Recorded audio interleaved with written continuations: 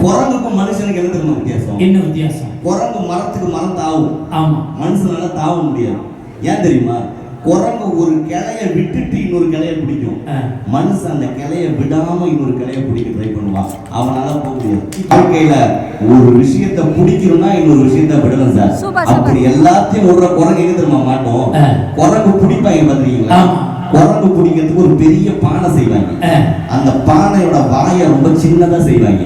அந்த பானைக்குள்ள வந்து அதிரசம், முறுக்கு, குரங்குக்கு பிடிச்ச எல்லா பழத்தையும் உள்ள போட்டு பானையை வச்சிருவாங்க. நம்ம ஆளு ஒளிஞ்சிருப்பான். குரங்கு உள்ள ஓடி வந்து கையை உள்ள விடும், கிடைச்சத பிடிச்சி இழுத்துக்கும், கையை மாட்டிக்கும், வெளியே வராது.